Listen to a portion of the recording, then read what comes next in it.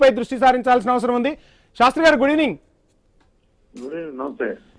ఈ రకరకాల అంశాలు తెలంగాణ ఆంధ్రప్రదేశ్ మధ్య ఈ వీక్ లో కనిపిస్తున్నాయి. ఎలా చూస్తున్నారు ఈ అంశాలను, ఏం చెప్పదలుచుకున్నారు? అంటే ఈ పొలిటికల్ పార్టీలకు సంబంధించిన మాట్లాడుకుంటున్నారు కానీ ప్రజలకు సంబంధించి ఇందులో ఏది లేదు.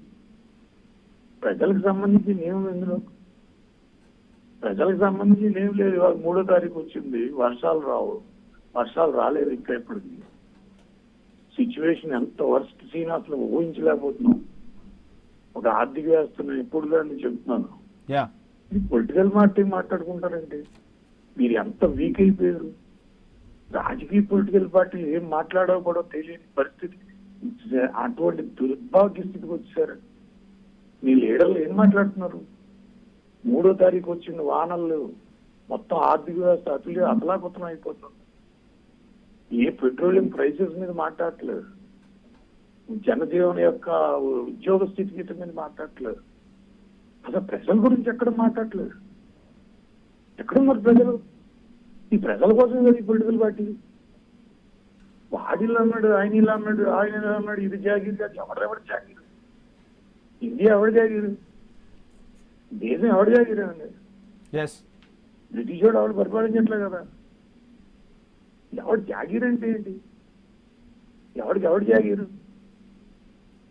ఏంటి? ఎవడు 36,000 రోజులు బతికే రోజులు. మాయావతి ఈ రోజు అక్కడ లేదు. ఆవిడ ఫోటోలు కూడా పెట్టించుకుంది. నేను నాయుడులో ఆవిడ మొత్తం స్టోన్లు పెట్టించేసుకుందా. జీవితాంతం ఆవిడ ఉంటుందని. జాగీర్ కాదండి. అక్బరు, అల్లావుద్దీన్ అలాంటి వాళ్ళు కూడా పెద్ద వాళ్ళు వెళ్ళిపోయారు.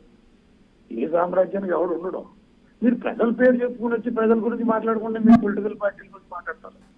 దిక్కుమాలి చర్య ఇది పొలిటికల్ పార్టీ చర్య కాదు కదా. ప్రజలు ఇప్పుడు మొత్తం డిస్కషన్ చూసి మీతో ఎందుకు మాట్లాడుతున్నారండి? ఇక్కడ ప్రజలు ఎక్కడున్నారండి? అసలు ప్రజల విషయం ఏంటి? ఇప్పుడు 3వ తారీఖు అయింది, మాన్సూన్ రాలేదు. రైతుల సంగతి ఏంటి?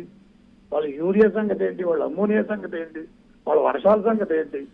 వాళ్ళ పంటల సంగతి ఏంటి? వాళ్ళకి ఇచ్చే లోన్ సంగతి ఏంటి? ఏ బ్యాంకు లోన్ ఇచ్చే పరిస్థితిలో లేదు. మీరు జీతాలు ఇచ్చే పరిస్థితిలో లేరు.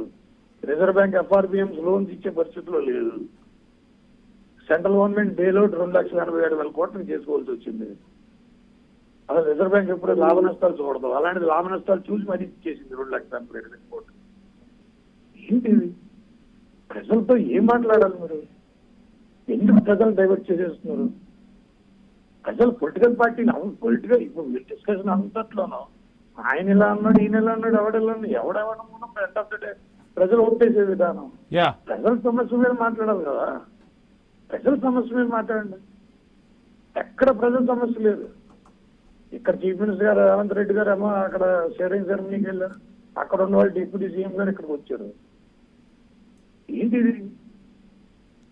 దాని గురించి మీరు ఈయన వచ్చారు, ఆయన వచ్చారు అని అది అలాగే కామన్ క్యాపిటల్. అది హైదరాబాద్ ఇస్ కామనల్ క్యాపిటల్. అది పార్లమెంట్ లో చట్టంలో అమెండ్మెంట్ అది అయ్యేదాకా వచ్చేది. పార్లమెంట్ లో అమెండ్మెంట్ చేసేదాకా అది common capital. Hyderabad is common capital unless until parliament లో అది ఐపీ రీఆర్గనైజేషన్ యాక్ట్ అమెండ్మెంట్ చేసేదాకా. అందులో అది కామన్ క్యాపిటల్ అనే వర్డ్ తీసేసి హైదరాబాద్ ఇది only exclusive capital of Telangana చేయాలి. అసలు దీని గురించి ఆయన ఇప్పుడు అది కూడా ఆల్రెడీ క్యాపిటల్ కరెక్టే. ఆయన ఇప్పుడు దేని గురించి డిస్కషన్ అండి? ప్రజలందరూ మలమల్లాడిపోతున్నారండి. ప్రజలందరూ అల్లాడిపోతున్నారు. ఏ విషయం మీద మాట్లాడాలో, ఎందుకు విషయం చేస్తున్నారో, ఎవరు ఎందుకు వెళ్తున్నారో, ఎవరు ఎందుకు చేస్తున్నారో అక్కడ ఆలోచించాలి. వాళ్ళు కూడా పెద్ద పెద్ద అంటే శాస్త్రి గారు ఫైనల్ గా రాజకీయ పార్టీలు రాజకీయం చేస్తున్నాయి తప్ప ప్రజలపై చిత్తశుద్ధి లేదంటారా? నేను చేయట్లేదు. నేను చెప్పింది కాదు. మీ ఎదురుకుండా జరుగుతున్న దానికి మీరే ఐ విట్నెస్. మీరు చెప్పండి. అదే సీనియర్ జర్నలిస్ట్ గా ఎక్కడైనా ప్రజల సమస్య గురించి వచ్చిందా? రైట్. ఎక్కడైనా ప్రజల సమస్య ఉందా ఇందులో? అండ్ విభజన నిన్న 2 అంశాలు జరగాలి సార్. నిన్న కూడా మనం ఇదే అంశంపై డిబేట్ కండక్ట్ చేశాం. అండ్ అజెండా అనే అంశాన్ని తీసుకొచ్చింది కూడా నిన్న జరగాల్సింది. విభజన హామీలకు సంబంధించి ఆ కేంద్ర ప్రభుత్వాన్ని ఒప్పించి రావాల్సిన హామీల గురించి మాట్లాడుకోవాల్సిన అవసరం ఉంది. తెలంగాణ ఏ విధంగా అభివృద్ధి సాధించాలి, రానున్న రోజుల్లో ప్రణాళికలు ఏంటి అనేది కూడా మాట్లాడుకోవాల్సి ఉంది. ఈ టాపిక్ అంతా కూడా డైవర్ట్ అయిపోయింది సార్. అలాగే ఇప్పుడు విభజన చేసింది ఏంటి అసలు మీకు చెప్తున్నానంటే, మన భారతదేశం ఒక ఆర్థిక వ్యవస్థగా ఆర్థికవేత్తలో చెప్పేది ఏంటంటే 1,80,00,000 1,50,00,000 నుంచి జనాభా ఉన్న ఏది రాష్ట్రం కాదు. 1,50,00,000 1,80,00,000 దగ్గర ఒక రాష్ట్రంగా ప్రకటించాలి. 76 రాష్ట్రాల కింద ఈ భారతదేశం ప్రకటించుకోవాలి. 76 రాష్ట్రాలు ప్రకటించుకోవాలి.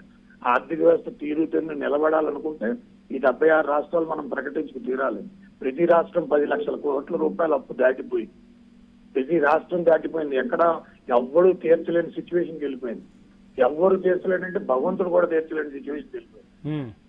భగవంతుడు కూడా వచ్చినా కూడా తీర్చలేని సిచ్యువేషన్ వీళ్ళ అన్ని కోట్ల అప్పు అయిపోయింది. ఈ రోజు మనం చూస్తూ కూర్చున్నాం అంటే కేరళలో అయిపోతుంది. ఒక రోజు కేరళకు బెయిల్అవుట్ చేయవలసి వచ్చింది మన భారతదేశం. అలాంటి పరిస్థితి మళ్ళీ మనం మొత్తం భారతదేశానికి అంతటికీ తెచ్చుకుంటున్నాం.